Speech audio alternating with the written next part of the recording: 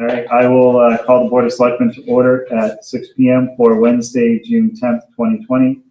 I'm first going to ask everyone to please stand for the Pledge of Allegiance.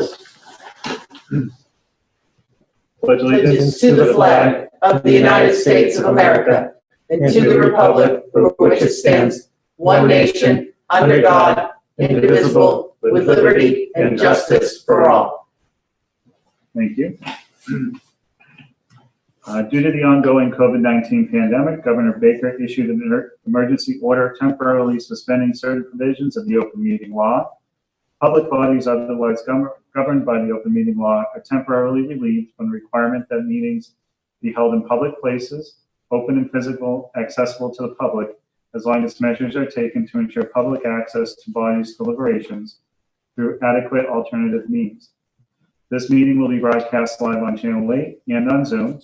The public may participate remotely by following the call-in information on the bottom of the live broadcast. For the Zoom meeting information relating to remote participation, please contact Cindy Knox, IT Director at cknox@ayer.ma.us or 978-772-8252 prior to the meeting. Do we have any amendments to the agenda for this evening? I don't. Okay. I'll make a motion to approve the agenda as presented. Seconded. All those in favor? Aye. Aye. Chair says aye. They are approved. A couple of announcements this evening. There will be a fiscal year 21 budget and annual town meeting warrant remote public forum tomorrow night via remote participation at 5 p.m. For additional information, please visit the town's website. And the annual town meeting will be held on Monday, June 15th, 2020 at 7 p.m. at the Ayer Shirley Regional High School. In response to the COVID-19 pandemic, the town has established proper social distance and hygiene protocols for the meeting. And those can be found on the town website? Yes. Okay. Excellent. Thank you. All right, so the first thing we have on our agenda this evening is recognition of some graduating seniors here within our community of Ayer. So I do want to start a little introduction. So the unprecedented year of 2020 has disrupted many things taken for granted. The rites of passage for high school seniors were not immune to these disruptions. Unfortunately, experiences such as the prom, senior week, and graduation have been canceled or modified. The resilience of students, particularly the seniors, is impressive to see. We, the Ayer Board of Selectmen, believe you deserve a little additional recognition. While we only received a handful of responses, we congratulate all seniors on their accomplishments in high school and wish them well on their next endeavors. I'll share the words of my middle school civics teacher. You are not the future of America, you are America. Your experiences of this year, 2020, will shape your lives going forward and impact our society as a whole. Congratulations to the class of 2020.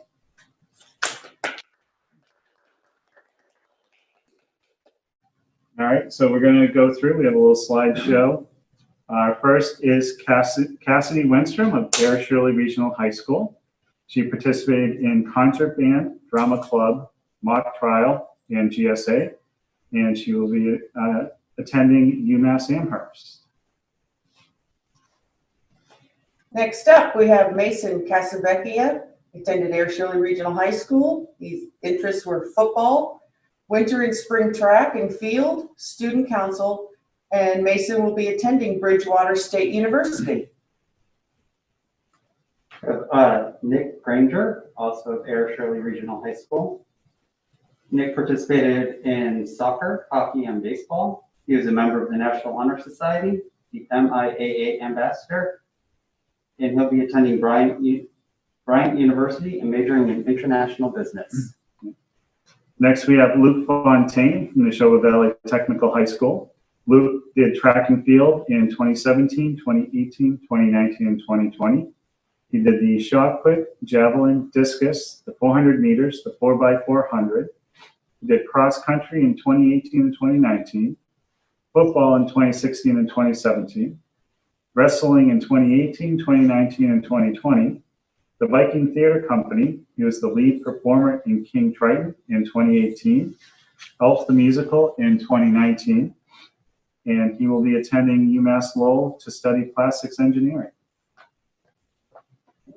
I'm exhausted after that. Okay. All right.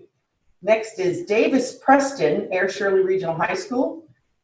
Davis is a 4-year varsity soccer, indoor track and outdoor track, soccer tri-captain, senior year, 2018 state champion for indoor track and outdoor track, National Honor Society. And Davis will be attending Assumption College, planning to major in finance. Ooh, maybe a future finance committee member. Maybe. Ooh. Next is Liam Gleason from Ayer Shirley Regional High School. Liam participated in cross country, indoor track and field, outdoor track and field, jazz band with a Massachusetts Association for Jazz Education recognition for outstanding musicianship. He was in the concert choir. He was on student council, including being class president from 2016 to 2019. He is the Ayer recipient of the Rotary Youth Leadership Awards and was the group facilitator at the annual RYLA conference. He participated in Neshoba Valley Unlimited basketball and baseball. He was a student body representative to the school committee his senior year. He participated in the fall play his freshman year. And Liam will be attending Berklee College of Music in the fall and majoring in professional music piano performance. Next up is Kane Cottrell, who graduated from Neshoba Valley Technical High School, receiving Culinary Arts Chapter 74 certificate, and Kane will be attending college in the future. All right, Garrett Callahan, student of Neshoba Valley Technical High School, interest being plumbing, and he's going to be a plumber apprentice. Next is Aurora Spindler Levy. She's from Ayer Shirley Regional High School. Aurora is the recipient of the Hidden Gem Award, and she's looking to study biotech at Mount Wachusett Community College. Next is Jessica Lynn Fatzinger of Lawrence Academy, member of the Cum Laude Society, captain of the varsity girl cross country team, captain of the varsity girls squash team, honors theater, audiovisual club, and completed the Oceans Run Marathon in 2017. We'll be attending Fordham University Lincoln Center in New York City. Chris Govang, Ayer Shirley Regional High School, drama, chorus, band, award-winning actor of the Mass Educational Theater Guild, district and all-state choir participant, member of the National Honor Society. Chris will be attending UMass in Amherst, majoring in English. Emily Grable from Ayer Shirley Regional High School. Emily participated in the drama club and was on the robotics team. She plans on attending Mount Wachusett Community College in the fall to study human services with the long-term goal of being a school counselor. Next is Spencer Lee from Ayer Shirley Regional High School. Spencer was on the soccer team for 4 years, and he'll be attending Merrimack College with a major in business with concentration in sports management. And I'll also add, I coached Spencer many times in soccer. He's a wonderful individual. Samantha Lawton, Ayer Shirley Regional High School. Samantha was involved in volleyball, received the Panther Award for volleyball, attending Fitchburg State University to major in nursing, and will be trying out for the Fitchburg State Falcons softball team. All right. So those are all the recipients that we got for this meeting. I do want to just open up to everyone. We are willing to do this over the next few meetings, so we'll repost the information. I want to send a very high level of gratitude to Assistant Town Manager Carly Antonellis for all of her hard work, pulling this information together and putting together the slideshow. So thank you very much. To the class of 2020, whether it's Ayer Shirley, Neshoba Valley Technical High School, Westford Academy, Lawrence Academy, congratulations to everyone on your hard work, and look forward to all the amazing accomplishments that you guys will have going forward. So thank you again. Congratulations.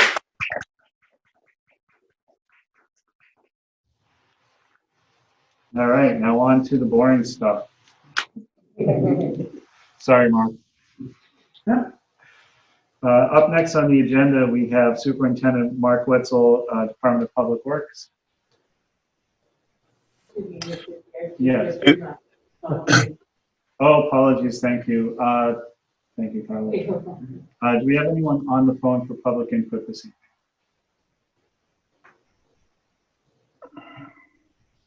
Okay, there being none, we'll move on to Mark. Can you hear me? Yes, Yes. you can. Okay, I had some technical issues, so I wasn't sure if everything was working. And I won't be on the video because of my technical issues, but I do have a presentation, and I don't know if you can put up the first slide, Carly. Yep.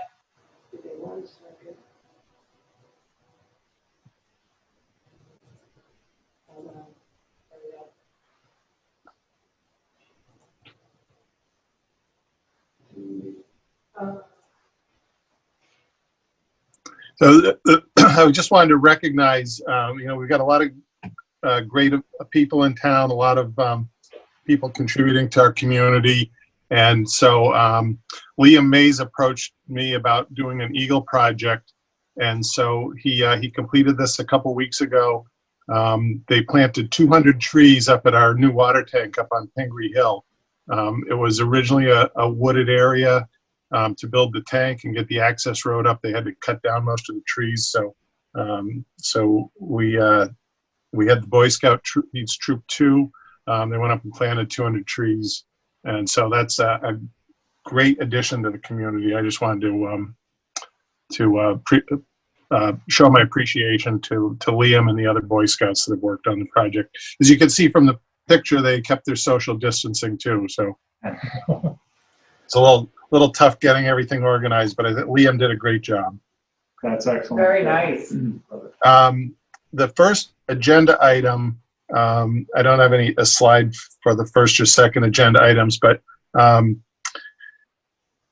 we have a lot of subdivision activity going on in town, and developers have asked me for what the fees are for connecting to water and sewer and inspecting the subdivisions.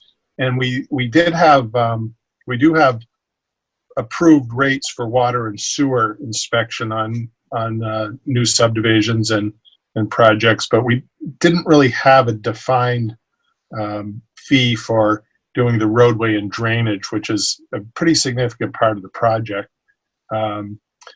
We have on specific projects come up with a fee, but it wasn't necessarily an established and approved fee. So I wanted to present it to the selectmen and see if we could get approval. What I did was I calculated on a 100-foot basis how many hours of inspection we would need for different phases of the work. So we generally will watch them install certain parts of the infrastructure. We'll have to observe testing, and then we do final approval. So based on that calculation, I came up with for subdivision and road projects, the fee would be $8.50 per foot of roadway, which is pretty typical to what I've seen in other towns. But on a lot of the projects in town, they're not specific like a roadway project. So it might be a condominium or some sort of a commercial development. So, and we still have to inspect the drainage system and the treatment units and things like that. So I looked at that rate also and came up with $170 per 1,000 square feet of impervious area, which would be roads and parking lots and walkways, things like that. So I recommend that the Board of Selectmen approve the inspection fees for road and stormwater construction at $8.50 per foot of roadway and $170 per 1,000 square feet of impervious area, not including the building footprint for commercial, industrial, and multifamily structure projects. Questions, comments? I do have one question. So as you can see, based on the agenda item, that it was previously, this type of stuff would have been reviewed by the Water and Sewer Rate Committee. Right.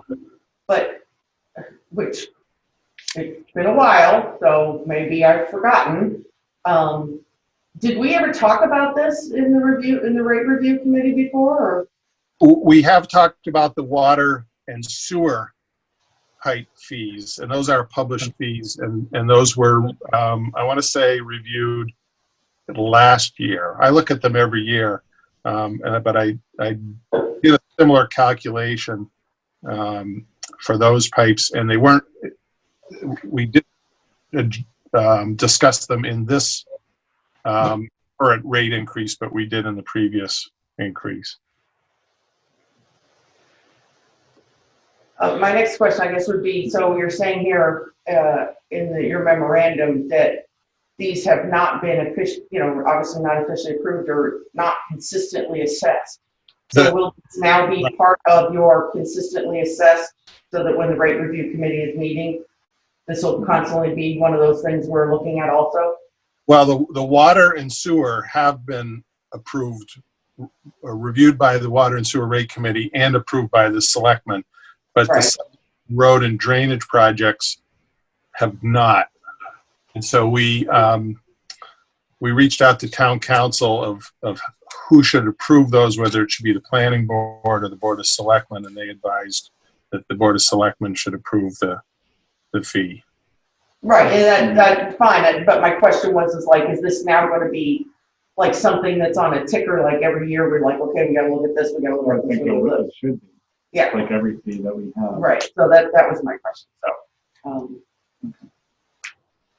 And Mark, you said that these are pretty much in line with what other communities in the area are charging. Yeah, it's kind of all over the place, but some are more, some are. I didn't see too many that were less than that, and some of them do them different calculations, but they're not out of line from what other communities charge. And like I said, I sat down and without looking at the other communities, that I plugged in how many hours times a certain rate, and came up with a dollar amount, and that's what it came out to. It actually came out to $8.60, but I rounded down to $8.50. We appreciate that. Any other questions or comments, Mark? So make a motion Sure. to accept the subdivision inspection fees as related to the water and sewer that were proposed by the Department of Public Works. Second. All right, all those in favor? Aye. The chair says aye. Need another motion for the subdivision drainage, correct? Okay, so make a motion to accept the subdivision inspection fees for the subdivision and drainage projects as proposed by the Department of Public Works. Second. All those in favor? Aye. Chair says aye. All right, Mark, you have your fees. You're good to go on that one. Great, thank you. The next agenda item, as you probably know, we have an outdoor water ban, and so I've had a lot of comments from some of the people that have sprinkler systems that if they're not allowed to use their irrigation system, why do they have to pay the minimum water charge? And I explained what the minimum charge was based on, and said that I would discuss it with the selectmen and see if there was any issues or input from the board regarding this. So basically, if you have a water meter and an account for that meter, you get charged a minimum no matter how much water you use, and the minimum is up to a certain amount of water. So typically, you might be a single elderly person, not use a lot of water, you pay the minimum. In this case, some of these people are saying, well, they're never turning on their sprinklers, so they're not using any water, so they shouldn't have to pay the minimum. The minimum is $10 a quarter, so it's $40 a year. Generally, the minimum is a cost of service. So we have to, if we have a water meter there or a service account, we still have to read the meter. We still have to maintain the access to water for that meter. So that's the philosophy behind having a minimum charge. It's not related to how much water you use. It's related to the other costs of maintaining a water system and a service and having that service available. So if they're not turning their water on, say because of the water ban, et cetera, do we have a sense if the $10 per quarter is a fairly, I guess, a somewhat accurate number as to what the overhead cost is? Well, it's kind of one of those things that I can kind of make assumptions and come up with the number. I think I have done that in the past. I didn't dust that off this time, but I know when we looked at rates, we've looked at the minimum. One of the issues is that you may not be running your sprinkler system, but you still might be using your outside faucet for washing your car or watering some plants with a watering can, or hosing down your driveway, things like that. So we would still have to read the meter and see if they were using water, whether we charge them a minimum or not. Yeah, I mean, I definitely agree that there's an overhead cost that doesn't go away just because there's an outdoor meter. So I'm fine. The only thing is I would question whether the $10 is accurate or not, but I don't think it's unrealistic in my mind. No. I mean, your gas, if you're getting gas, but you're not using it. Like, I don't use a lot of gas at my house, but I always have, at least a basic maintenance fee. In fact, I use a little gas. They sometimes call me to make sure it's working. But so I do understand like the fee that's going on.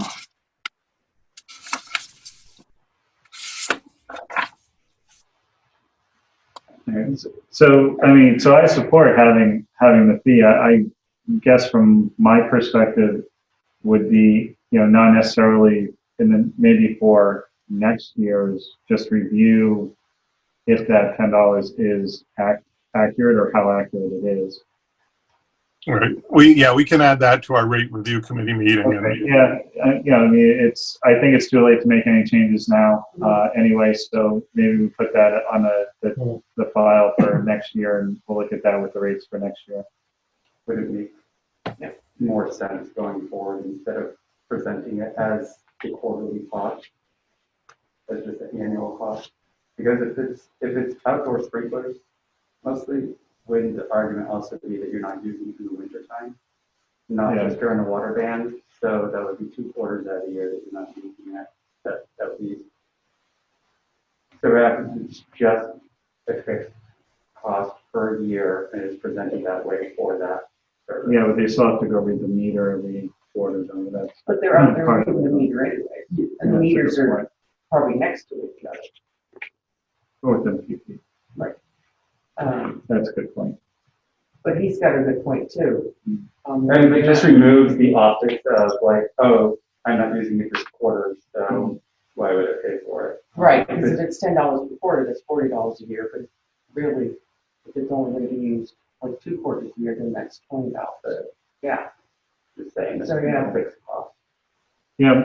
So Mark, I think the feedback here is maybe we review this for next year and look at whether it should be charged every single quarter, since it's outdoor and there are certain months that people aren't going to be using the outdoor water, and just coming up with make sure that the cost is accurate. To Janice's point, if you have the 2 meters anyway, and where they're going out to read the first meter, is $10 an accurate representation of the cost. Yeah. Okay, good. All right. So now the interesting agenda item. Can you put the next slide up, Carly? What's that? So as you know, we've been going around and inspecting our town infrastructure, And one of the things we've been doing is inspecting culverts. And we had a series of culverts inspected, just a more or less a general inspection by the Natural River Watershed Association. Got a grant, so I think they looked at 6 different culverts, and they were looking at different things, whether there was the channel was open, whether there was any headwall damage, any pollution around it, things like that. But they also did a condition assessment. So on the Groton School Road culvert, they stated that the condition was poor. So we hired an engineering firm to go out and do a structural analysis of the culvert. And so this is it's on Groton School Road. It's just before the Groton town line. You go past Groton Shirley Road, the road dips down and crosses James Brook. And then as you're coming up towards Groton, you've got Douglas Drive on the right side and Mandry on the left. So it's at the bottom of that little dip where the brook is. Next slide.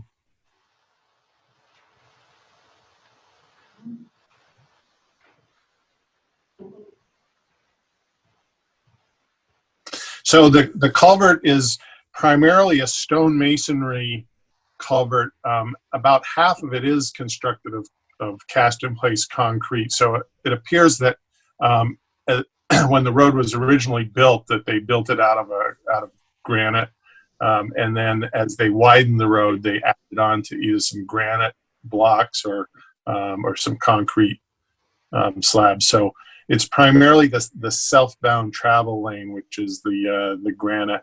And then that, as I said, in the northbound transitions to the concrete deck slab on abutments.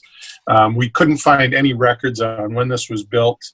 As I mentioned, it was inspected in late 1918, and then we just had a structural inspection last month. Next slide. So this kind of is a sketch of what we have. It's about a 6 to 7 foot wide box culvert, and there is a pedestrian bridge on the downstream side. You've probably seen that. It's a nice wooden bridge, and as we said, half of it is granite slabs for the decking. Next slide. So what we discovered in the inspection was the granite top slab decking stones have some cracks in them, and so there's a potential for those to fail due to the cracks and due to the poor distribution of the loads to the abutments, and also some of the abutment stones show some shifting and scour. And next slide. So this is looking south towards Groton Shirley Road. You can see on the left where there's a car park. That's our wastewater pumping station that takes the water from the hospital and some of the neighborhoods and pumps it up to the treatment plant. But the culvert, you can't really see it from the road, but it's right below where the photo's taken. Next slide. And then this is, you can see the pedestrian bridge on the picture, and then you can see this is downstream looking upstream, so you can see the granite structure and stones where the road is built on top of that. Next slide. And here's a good photo of some of the stones that are cracked and shifted. Next slide. And you can see here where it transitions from the stone abutment bridge to the concrete. That's actually the sewer line going underneath the deck. And this shows the abutments. It's just loose stone. Some of it's shifted. There's some voids in it. It's not really too structurally sound. And here's another picture of the abutment. So the structural engineers had some significant concerns. So what we propose to do is construct temporary structural improvements and reduce the speed to 25 miles an hour. And then after we do that, we'll evaluate the alternatives for replacement. Some of the issues that we need to look at. Mass DOT has some specific brook crossing requirements that are new. As I'm finding out with the West Main Street project, they can get over involved in projects and make them much more complex and time consuming to implement. So we'll look at their requirements, at the cost and funding, and during construction what the traffic impacts might be. Next slide. So the temporary alternatives we looked at was limiting traffic to just the northbound, so you'd have to put up a traffic light and just have one-way alternating traffic. We could place a steel plate on top of the southbound side of the culvert, which is where the granite blocks are cracked. Or we could construct temporary shoring in the brook to support the cracked granite slabs. So, and then after we do a temporary, then we would develop alternatives for replacement. We'll, during that period, monitor the condition until a new culvert is installed. We'll look at funding alternatives. And I would think the earliest that we'd present a solution would be next fall during the capital planning process. So the recommendation after we looked at the alternatives was to install structural steel plate over the southbound travel lane. What we would do is basically mill off the existing pavement, set some steel plates that are centered over the structure, and then there'd be about 1.5 inch thick plates, and then we would pave on top of that. We'd also propose putting signs up to reduce the speed to 25 miles an hour. We estimate the cost is $30,000. We do have in our FY21 culvert capital budget, we have money that we could accomplish this with. So that's basically what our recommendation is. Janice has a question?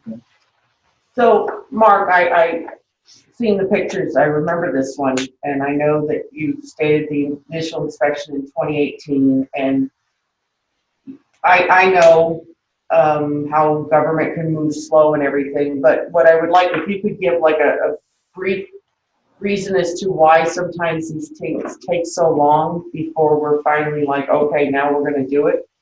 And then, Mr. Chairman, it kind of made me think of something else that I think is on this subject, but slightly off, Okay. that I can either discuss now or I can discuss on the new business, your choice. Why don't we let Mark give the little overview, and then I'm happy to let you go to your other subject this time. So the question was, why does this take so long? Right, so that, I mean, we looked at this in 2018, like you said, and I can remember us discussing it. And here it is in 2020, and we're finally like, okay, now we're going to do something. So when you've got that 2 years, people will wonder, why does it take so long? So well, there's a couple reasons. One is that this isn't the only culvert we inspect, so we have to look at different culverts and different options. We more or less try to prioritize them, and then we also have a budget and look at how much can we afford to do. So for instance, one of the other ones that we recently did was the culvert by the fire station under West Main Street. We've had some issues with that, but we have been replacing culverts also. So we kind of prioritize, but we've got a lot of infrastructure, both water, sewer, and drainage that we have to inspect. So it's kind of a priority type process. So we wait till we get another budget year and then figure out what we're doing with that budget. So, and we also, we do have an engineering division and it's one person. So we're doing wearing a lot of different hats every day. Thank you. I just kind of wanted that No, it's okay. Mark, I have just a question. I know you said you want to bring this down to a 25-mile-per-hour approach. Given that road, it's fairly wide open. I know people generally think the current speed limit is 35 or 40 in that section. What kind of signage and I guess how long would this 25-mile-an-hour zone be? Because I just am envisioning people kind of blowing past the 25-mile-an-hour, this regular 25-mile-an-hour sign. I think there's a couple things we can do. Obviously, we put some good signage up ahead of the bridge. Probably have the sign up by Groton Shirley Road and up by Douglas Drive at those locations. The idea is primarily related to truck traffic. It's the heavy vehicles that are the problem. If we're finding that they're not slowing down, then we could put some temporary speed signs up, that like radar signs, like we have on Sandy Pond Road and at the in front of the library, which also tend to you won't stop the people that are speeding because they want to speed, but all of a sudden people say, "Oh, I am going too fast." So those signs are pretty effective, I think. All right, thanks. And one thing with this is, we may not have to do anything, and it may last another 50 years, but you don't know, and you don't want to have all of a sudden one day, oops. Yeah, it's not a chance we want to take down. So it's I think for the $30,000, it's a pretty inexpensive buy some time repair. Okay, and how long do you think it would take to put that in place? Well, we're already making calls. Dan's been working on this, getting materials lined up and getting quotes from contractors. I would guess that we'd probably be in pretty good shape by the end of July. All right, awesome. Thank you. Any other questions on the culvert for Mark? Yeah, that's fine. Okay. Time frame. All right. Janice, you want to discuss something else? Yeah, so it touches on infrastructure, and I appreciate you letting me talk about it now, and I won't take a lot of time. So recently, I had a conversation with someone who is actually going to be a candidate on the November ballot for state. And in the first conversation, talking about infrastructure, and one of the things that I think we know, not just in town but across the nation, and everything, is that infrastructure is not being done as efficiently as we would like. And one of the things that come up is in the first of the conversation is how we in the local government can always do better as far as getting it up to the state of like, no, we're not kidding you. Here's what it is. This is what we need, and we need you to get it done now. And so it kind of reminded me of that conversation and how, maybe in the future we should have some of our elected officials come and take a walk with us and have a view of this and see what we can do to get better support from our state as far as some of these issues that we're having.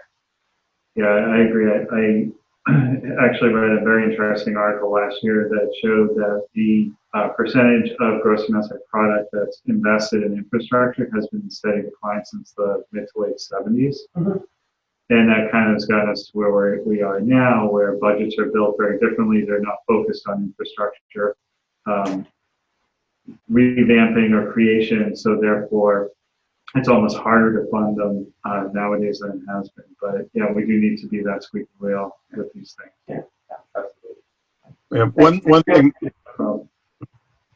One thing I can mention about infrastructure. So since I've been in Ayer, we've been very proactive on budgeting money every year for doing water main improvements, drainage improvements. And it's not an awful lot, but it's enough for us to chip away at things. We're also a small community. So if someone gave me $10 million and said, fix water mains for $10 million, we'd have half of the town torn up, and which isn't popular with a lot of people either because of detours and dust and noise and things like that. So could we use more money? Definitely. But there's a certain point where it becomes unmanageable. And other communities that have had big bond bills for infrastructure improvement have had those comments. I remember someone talking about, they lived in Framingham, and they said every road in town is torn up. So we need to manage that. But also, so I think, again, the town's done a good job of allocating capital money for upgrading the infrastructure, and we've gotten a lot done. I do talk to Senator Eldridge whenever I get a chance about funding, and he's behind us on all this. He's been very proactive on funding for water infrastructure improvements. I also have contacts in Congresswoman Trahan's office, and I talk to them about if there's available money. And also have a good contact in Senator Warren's office, who was instrumental in getting us the money for the PFAS treatment. And so I keep them in the loop on a lot of the things we're doing, and both, tell them that, ask them to help us support funding, but also if they have questions about infrastructure, to by all means contact me, and I can help them understand how towns like Ayer really could use some government funding to get it done. I also, we had to cancel this year, but I go with American Water Works Association to Washington every year and meet with our congressional delegation and talk about water and sewer issues. It's most of our congressional delegation understands that we need infrastructure improvements in New England, but so we have a group that goes down from every state in the country and works on that. So we are trying the best we can, but it is a long road. And there's some other hiccups that we have. I mentioned MassDOT and the West Main Street Bridge. MassDOT needs to restructure and make their process a lot more streamlined. Yeah. Having been involved in the town for going over 10 years now, it's good to see we actually are somewhat organized as a community, trying to plan these things out, and it does come down to funding and capability of execution. But I think, and things are going to fall through the cracks sometimes, but I think, Mark, I think your role in this is to make sure that you just keep feeding us this information to the board here, so that we can support you and try to, if we have to elevate to our elected officials at a state level or at the national level, we'll have your back on that one. Absolutely. Great. Anything else for Mark? Mark, do you have anything else yourself? No, I think that's it. Thank you very much. Thank you. All right, thank you, Mark. Have a great night. Thanks. Next on the agenda, we have the town manager's report. And with that, I'll turn it over to Robert Humphrey. Good evening, Mr. Chairman, members of the Board of Selectmen. You have in your packet all of the town warrants that were reviewed and approved since the board last met on May 19th. In terms of the administrative update, the primary focus has obviously been the finalization of the preparations for town meeting, which I'll talk about in a moment. And then when the board meets again at your next meeting, I can get into more detail as far as some other administrative items. In terms of the coronavirus COVID-19 town preparedness update, I am pleased to report to the board that all departments continue to function using remote technology. We do remain close to the public at this time as we finalize plans for the next phase on that front. In terms of our preparedness call on Monday with all departments, everything remains status quo, which in this case, I want to stress is a good thing. That was the Board of Health, DPW, Fire, and Police. Our ongoing quest for PPE remains, N95 masks. We will take whatever we can get. Departments continue to work on that. In terms of COVID-19 preparedness, as the board is aware, under the CARES Act, the Federal Coronavirus Relief Fund, 25% of that funding has to go to cities and towns. And Ayer is authorized for a limit of $720,000 between March 20th and December 30th of this year for any COVID-19 eligible costs that are not covered by FEMA or MEMA. So what I want the board to know is that Chief Pedrazi is handling all of the FEMA and MEMA reimbursements. Myself and Ms. Gabri, the finance manager, are handling all of the reimbursements under the CARES Act. The first deadline, and this will be rolling, was June 5th. We submitted the first reimbursement request in the amount of $28,250 for COVID-19 related expenses. That doesn't, we've had more expenses than that, but some of those fall under FEMA and MEMA. So we're developing a reporting system for the board and the FinCom as we move forward. But that's a positive thing that at least there is that reimbursement with a ceiling of $720,000 right now. Additionally, the Office of Community and Economic Development, and I know that some selectmen have been participating on Alan's various forums, they're going to be submitting a CDBG COVID grant that's due June 12th. And this grant is only for CDBG communities such as Ayer. And the main focus of the grant, as many of you know, is on small business relief, food security, and affordable housing and housing relief. We anticipate that this grant will also be in multi-phases, but the first application, we're looking to submit approximately $320,000 grant, and both Alan and Alicia feel very confident that we'll be successful. Whether we'll get the full $320,000 remains to be seen, but we have a very competitive application, and I think a lot of that's been through the community Zoom forums on these important issues. So we do want to thank everybody that has weighed in, and there'll be more on that. So we'll keep the board updated. It's unclear when that grant will be awarded, what the turnaround is on that, but the application will go out June 12th. We also issued, as we do each year, that all encumbrances for the budget, anything over $1,000 that departments want to encumber, has to be pre-authorized, because obviously, especially now more than ever, if there are departments that aren't using all of their funding should revert back to free cash, if you will. So we'll keep the board updated on that. That went out today. We continue to monitor the revenues and spending, and as we discussed previously, FY 2020, which we're in now, we're in very good shape. Obviously, the monitoring as we move into FY 21, we will continue to monitor and keep you updated. So that's sort of just a snapshot on the sort of the COVID-19 aspect of the town as of tonight. Item 3, which is the annual town meeting update. So a couple of things. We issued on the website the public guidance for the town meeting, and I just want to say, because many folks have asked from the public about town meeting. Unfortunately, in terms of COVID-19, town meeting cannot be done virtually or remotely or by remote participation, as we're doing with many of these meetings. A lot of folks have asked. Unfortunately, state law doesn't allow that. Secondly, the state is allowing us to have the town meeting as long as we meet the social distancing hygiene requirements that you mentioned, Mr.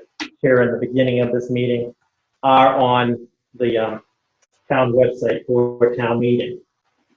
Working with the school facilities department, the town facilities department, IT, and ACAC, we are confident that the town meeting will be a safe and successful event. So what individuals can expect on Monday, June 15th at 7 p.m. at the high school. We're asking everybody in accordance with the governor's mask order to wear masks or face coverings. We do understand per the order that if people have a medical condition that can't wear a mask, we understand that. We also have masks to give out as well if folks don't bring a mask or forget to. We have a ample supply of masks. Folks will come into the main forum, the main foyer of the high school, where all of the sign-in tables will be clearly marked. We're going to have some town employees who have volunteered to be sort of ombudsmen to just, from a distance, guide and answer any questions, but it'll be clearly marked where people sign in. In the past, everybody was in that small entrance. It's all spread out. When you get into the auditorium, all of the chairs have been clearly marked for folks to sit in. The facilities department measured out 6 feet, and it's actually slightly more than 6 feet radius per seat. That's 6 feet both ways, and front and back. So it's almost like every 3 seats in every other row. We ask folks, we know that town meeting is traditionally a social event. This is the hardest challenge for all of us. You like to come, you see neighbors, talk, people like to sit together. We're just asking just for everybody's safety and comfort to just please sit in the marked seats. And if there's any questions, we'll have folks answer those. The auditorium normally holds 500. The challenge is when we apply social distancing, it'll seat 85 people. The selectmen, the 3 of you, will be socially distant on the stage, along with myself, the moderator, the town clerk, and the chair of the FinCom. Everybody has on the stage their own mic in their own area. The average attendance at town meeting during normal times is approximately 160 to 200 people, so we can sit 85 in the auditorium. Once we reach 85, we will have overflow seating, which is in the cafeteria commons room, which is right next to the auditorium. All of the tables have been moved out, and there'll be chairs that are, again, seating will be 6-foot radius. That room, thanks to the efforts of IT and APAC, will have a direct live feed, so there's a monitor. So folks in that room will be experiencing town meeting in real time visually and audibly. The moderator, who I've spoke with on this plan, will appoint a deputy moderator, which he can do under state law, that will be assigned with a staff person to that room. So the overflow folks will be participating in real time. We get to the issue of questions, which has been the biggest challenge. We do want people to participate, and normally we have microphones in the aisle, and as I mentioned before, that became problematic. The idea of passing a mic and so forth became problematic. So the solution, the plan is when folks want to speak at town meeting, they're asked to stand from their seat and be recognized by the moderator. The moderator will recognize the individual. You state your name and address for the record and state your question or your point. The town clerk will repeat the question or the point into the microphone so that the auxiliary room can hear it, as well as everybody. That microphone will be put in. So that's the one piece we'll work with as we go through with folks as we move forward. But we do want to encourage people to attend. We do want people to participate. We do want people to ask questions and points. And again, everybody is going to be spread out. The bathrooms are going to be cleaned. I'm just saying, regularly, we have a whole system in place for it to be successful. Lastly, we understand it is an unprecedented time. This is a different town meeting, probably one for the record books or the history books. We just appreciate everybody's cooperation and understanding as we move through it. But we are confident that it will be successful and as safe as can be, and we look forward to seeing folks there. Finally, in preparation, if folks have seen the articles of the day that on the town Facebook, town web, and through town email, we've been doing synopsis of each article throughout the days leading up to town meeting. We are going to have, as the chair mentioned, Thursday night, 5 p.m. We're going to have the public outreach forum. I'll be joined by the finance manager, the assistant town manager. I asked if the board can join us. We're going to do a review of the FY21 budget, an overview of the warrant, but most importantly, we want to get people's questions and input. I mean, the warrant was posted back in April, so April seems like an eternity ago. So we're going to do sort of a refresher review. We want all the questions coming in on that. And we will also issue a public notification through the Code Red system to remind everybody about town meeting on Friday, because I know there are folks that either don't have access to technology and so forth. At least this will go through for folks to attend the town meeting. The next item number 4, is the annual board and committee reappointments, and I do want to thank the assistant town manager for putting this memo together. What you have in your packet, and we usually do appointments as a 2-part process, so there may be a few others at the next meeting. We're on schedule. This is the first one. You have a memo that has all of the recommended individuals for reappointment, right, to the various boards and committees. And Ms. Antonellis did highlight also in green the current selectmen representatives on various boards or committees that have selectmen representatives. Again, that's up to the board to decide or discuss if you want to do that tonight. Doesn't have to be tonight, but we're looking to make these reappointments. And I don't know, in the interest of time, if you want me to read them, or it is public record in the packet. First question is, have we contacted these people? Are they interested in being reappointed? Okay. As Carly is confirmed, and I appreciate. Just want to double check. No, yes, yep. These are all willing. Janice. Okay, so as you can see under capital planning, my name is listed. I have no issues of being a part of capital planning, but I also recommend this. So capital planning met at like 4 o'clock in the afternoon, which is fine with me. So if anyone is interested, we can do being on this, we can do it now, or we could leave capital planning BOSC open for right now. And then prior to capital planning, which would start around the end of November, definitely December, Yeah. come back to see if schedules have changed. Okay. Right now, I cannot do 4 o'clock, but possibly in the future I could. So I might be able to take that if you're looking to alleviate some of your schedule. So I'm happy to leave it open unless you're absolutely want to. I'm kind of the same at the moment. Okay. At 4 wouldn't be possible, but it is possible in the future. Then I would recommend we leave it open for right now Sounds good. and do that one a little bit closer as far as the Board of Selectmen see. Yeah. I'm also listed under OPEB Board of Trustees. If anyone would like to do that one, that one's a real simple one. And then, Sorry. I know we had discussed possibly people. for Doing the rate review, review, yeah, I gladly will do that one. yeah, I thought about it. Okay. I don't, the other one, I think it's that. When do they usually, is that like a quarterly? Yes. It's like court, yes. Okay. Yeah, I can do that. I'd like to stay on executive advisory board because I keep finding wonderful things to keep Carly busy. And I do still have some finance or some budgetary items that I do want to work through, which is part of the reason why I came for this a few years ago.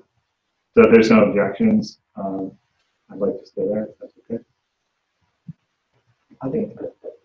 Okay. So, Mr. Chair, for right now, for the BOS rep, we'll leave capital planning open for now, which makes sense. They won't be convening till the fall. So capital is open. Selectman Hood on the FI board. Selectman Copeland will represent on the OPEB board, and Selectman Livingston on the rate review committee. Parks Department's at 7:30 tonight. Is that correct? Yeah. So now that we've got that all sorted out, I'll make a motion to approve all the appointments as laid out in the package. second. All those in favor? Aye. Aye. Chair says aye. Congratulations, everyone, on your recent. The next item, in the interest of time, there is a reserve fund transfer for the planning board to cover public hearing expenses. They're seeking $1,700 specifically for the planning board public hearing line item account number. The present balance in the budget is $9,029.88. The request is for the FY20 remaining wages and expenses for the planning board, which you have the munis report attached from the town accountant. And the thing driving this that was extraordinary or unforeseen was the FY20 legal ad expenses. As the board is aware, there were a lot of zoning bylaw updates and so forth, and some other issues that came before the planning board that required public notices that were not anticipated when the budget was done. So we're respectfully looking for board approval. This will then go to the finance committee, which is going to meet prior to town meeting on the 15th for their review and approval. Okay. Any questions? No, I have a question. I'll make a motion to approve the reserve fund transfer in the amount of $1,700 for the planning board, account 01175-55201 as presented. I'll second that. All those in favor? Aye. Chair says aye. Approved. And then the next item is, it's hard to believe that summer is upon us, is the BOS 2020 summer schedule. As I put in the memo, just to facilitate the discussion at the board will, is traditionally the board has met once in July and once in August. However, I've always appreciated, as I know the town has, the board has always been willing to meet additional meetings if needed. And I've put in the packet some recommended dates for the summer schedule for planning purposes and to facilitate the discussion. I was proposing Tuesday, July 14th at 6 and Tuesday, August 11th at 6. And then, of course, if we needed to meet additionally through the chair and the board, we could call additional meetings. I have no issues, those are pretty much mid-month, Yeah, so it kind of balances out correctly. I agree. I don't think we're all going to be going anywhere really. So. All right, Yeah, Hopefully not. Yeah, I think those dates will work fine. Okay. And then, yeah, as you said, if there's anything urgent that does come up, please feel free to get together. And then the last item was the rescheduling under the normal cycle, if you would. Your next meeting would be June 16th, which is the day after town meeting next week. And we're recommending to move that. We do need a second meeting, we believe, in June. Originally, I had said, without checking, proposing Tuesday, June 23rd at 6. But there is some, due to the Zoom technology, the planning board has already booked then. So maybe the 30th of June at 6, that's a Tuesday, or it's up to the board. We probably will need a second meeting in June. If we get closer and we don't, I'll let the board know. But if we could schedule something. The 30th at 6 is fine with me. Yeah, that works. Let's do that. Okay. Great. And that concludes my report, Mr. Chairman. Thank you. Thank you, Robert. So nothing under new business and Selectmen's questions, unless there's anything you want to bring up. I did make it brief. So I just wanted to bring up in the March on June 25th. Just I don't know if you guys are planning on going or not, but yeah, just that like it's something I think is like I myself we get behind, is very supportive of. It's a youth-led movement. I talked to the mom of one of the organizers today. Don't think something that should be very good for the community, a good community event. It'll be 2 o'clock on the 25th, starting at the high school. They'll come down, I believe, come down Main Street, move around, and go back up to the school, there'll be a little program, some speakers, something that they should get behind. As long as my work schedule doesn't change. Yes, I can. Thanks for mentioning it. Put it on my calendar too, my work schedule looks like. Excellent.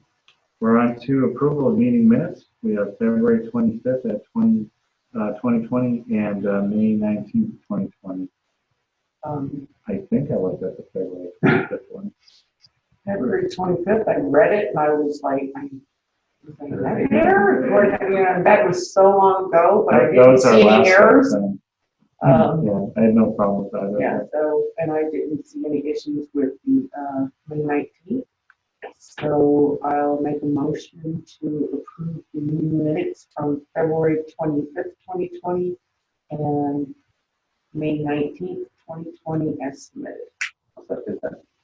All those in favor? Aye. And the chair says aye. Minutes are approved. And our final item for this evening is reorganization of the Board of Selectmen. So every year after the annual election, which congratulations on your re-election, we do a reorganization within our board. We've been running it on a rotation basis where people just kind of migrate seats. So I think, Sean, you're up next for the chairmanship, if you're willing to, Sure. or if you want to think about it, we can postpone and do it on the 30th if you want to think about it. Yeah, I can do it. You sure? Yeah. Okay. Do you want to be chairman? Yes. I'll make a motion to appoint Selectman Sean Copeland as the chairman of the Board of Selectmen for 2020 to 2021. Second. All those in favor? Uh, Aye. Chair says aye.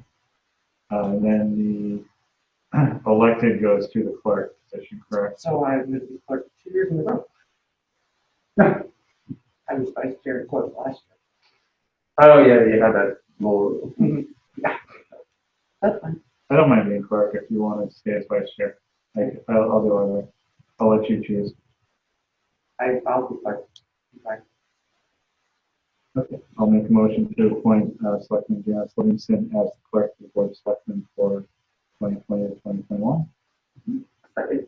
All those in favor? Aye. Chair says aye. Congratulations. I recommend Scott as vice chair. Second. All those in favor? Aye. Chair says aye. All right. We are reorganized for our next meeting. And that's all we have on the agenda. Anything else this evening? Yeah. With that, I'll make a motion to adjourn the Board of Selectmen at 7:08 p.m. Second. All those in favor? Aye. Chair says aye. We're adjourned. Thank you very much for your time tonight.